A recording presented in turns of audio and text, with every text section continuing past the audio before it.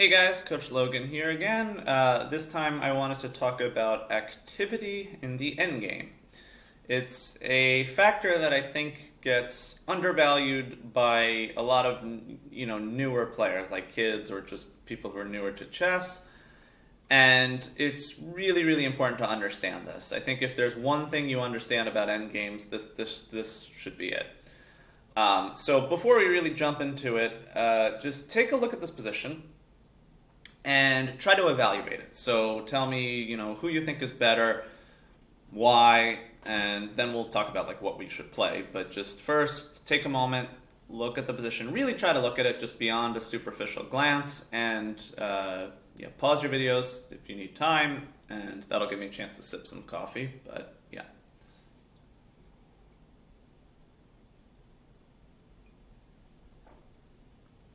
Okay, keep your videos paused if you want more time. But whenever I show this to kids, the first thing they always tell me is that white is winning. Or at least it looks like white is winning because for an obvious reason. White is up 3 pawns. If you are up 3 pawns at the start of, at any point in the game, it's a big advantage. But when you're ahead 3 pawns in the end game, it feels like it's just game over. I mean, there's less material on the board. The positions are, simplified somewhat. So three extra pawns could be 3 extra queens, or at the very least, it's probably one of those pawns will become an extra queen, and you're just winning. So it does seem pretty bad for black. However, there is something working in black's favor in this position, which is the greater activity of his pieces. Okay, in particular, black's king is much more active than white's. So, for instance, like this king is on e4, which is a centralized aggressive square. White's king is stuck on g1, which is its castled square. And I say that he's stuck here because the black rook on a2 is cutting it off. It's freezing the king along the first rank. Now, if you're newer at chess, you might say, well, what's the big deal? I mean, especially, because when you start out a game, the most important thing to do is keep the king safe, right? For the first 2/3 of the game, for the opening and the middle game, the most important thing with the king is just keep him out of the way of danger. But when you get to the end game and there's fewer pieces on the board, it's actually very important to use your king aggressively, right? If you think about this, on an open board, forget that there's other pawns here, but just think about this. On an open board, the king could go to 1, 2, 3, 4, 5, 6, 7, 8 different squares, okay? That's the same number of squares as a knight can go to. However, the king goes in a much more logical way. It just goes directly where it wants to go. So the king is almost like a better version of a knight when you can actually use it. It's kind of like a 4-point piece. So if you're not using it in the endgame, that's a huge disadvantage. So with that in mind, let's take a look at this position and think, how can black use his king actively here? Okay, how can Smyslov, a world champion from Russia in the 1950s, was playing black, and he came up with a good way to use his king actively to try to, compensate for being down a lot of pawns. So again, pause your videos if you want time to think about this. I encourage that. I'm a big believer in active learning. I don't think you learn by just having me tell you answers. But, so yeah, pause your videos, but I'm going to continue. So what Smyslov realized is he should use his king to make checkmating threats on the white king. Now, the most obvious way to do something like that would be to play the move king f3, which takes away the g2 square, takes away the f2 square with the king, and threatens something like rook a1. So for instance, if white were to play like b4 here, just fall asleep at the wheel and try to promote his b pawn without too much consideration, black just checkmates white with rook to a1. And again, we see the importance of an active king here. This king is cutting off whites from escaping. However, there's a big problem with king to f3 directly. It's not particularly difficult to see, but the problem is white can play this move, rook takes f3.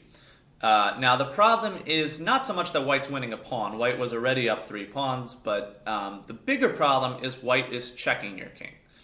Quite literally, it's almost like a hockey check where they're just knocking him out of place, right? So the king can't stay on this f3 square anymore. You could grab this pawn, but after white just takes you here, you're not threatening checkmate anymore. Like rook a1 is no longer checkmate, their king just moves, right? And at this point again, if you try to come back now, at the very least, white could just maybe even just run this h-pawn. I mean, this pawn is now a legitimate threat to just go, marching on down the board, okay? And this is not checkmate. Their king can get out. And so this is no fun for black. This is not what we want. But we do want to use the ideas in that of trying to checkmate their king. We just need to do it in a way where they can't knock our king out of place. Okay, so with that in mind, try to come up with a better move for black than king f3.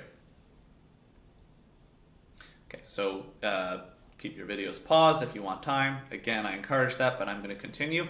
Black played in the game, Smyslov played in the game a much better move than king f3, but with the same idea. He played pawn to f4, which is a very, very nice idea. Essentially what he's doing is creating a shield for his king. I've heard this technique also referred to as using an umbrella, which makes a lot of sense. It's like you're protecting your king from your opponent raining down checks on him.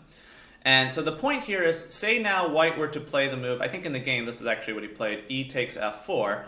What was the point of f4? What's the follow-up? The follow-up is we're not trying to grab this pawn. That's not the idea at all. Instead, we're using this f-pawn now as a shield for our king, so that when we play the move king f3, all right, for the moment we're temporarily down 4 pawns.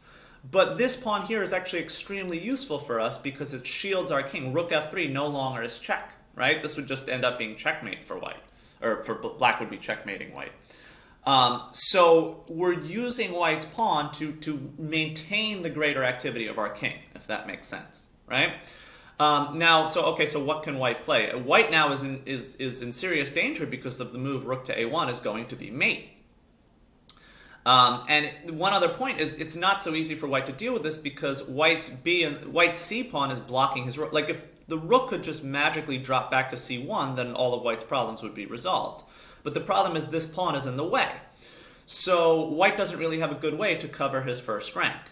So in the game, Smyslov's opponent Lilienthal came up, I think, with one of the only moves. He played h3. And now after, again, I'm going to ask you guys, what do you think black should play here? So pause if you want more time. But black should now go for what Smyslov did, which is just rook a1 check. White has only one move, which is h2. That's why he played h3 to create a lift. Rook comes back to a2. King has to go back, and this is just a perpetual check, which is a draw. The king can never make it over to the queen side. It's just going to go bouncing back and forth between h1 and g1, and so the game was drawn. Black should not try to do something greedy. Black should not play something like king takes g3. I highly recommend against that. What would happen if black were to try to get greedy here and try to win some of his pawns back? Right, okay, so what would happen is white could now play this move, rook takes g5 check, which kicks out the black king. And black might even win some pawns out of this. Black might be able to take on h3, or probably better is take on f4. But the problem now is this rook, white's king can get active again. After something like, I don't know what the best square is for this rook, but even just something basic like, say, rook to g2, they're now kicking your rook away, and their king can activate, okay? So like, I don't know, if you want to go check, their king can escape to h2, and they're starting to make their king get off the back rank, and here their extra pawns are going to matter at some point, right? It might still be a little bit of work to activate them, mobilize them totally, but they're now moving in that direction, right? Like if black, I don't know, let's say they try to even if black wins another pawn, right? Like even if white just gives black this pawn, all right, now this c pawn is extremely dangerous, and it's black who's going to be losing this game. Okay, so much more important is to just take the draw there using your king's greater activity. All right, so I thought this was a really interesting example because, again, going back to the starting position, you just look at a position like this and you think, gosh, I'm down 3 pawns in the endgame, it's over. But that's not always the case. When you have greater activity, you can a lot of times use that to compensate for a material deficit. And I think Smyslov really, really showed that here. He was one of the all-time great players at the Endgame, along with like guys like Capablanca or today like Magnus Carlsen. And I think they all understand this point that of activity is important all throughout the game, not just in the opening or the middle game.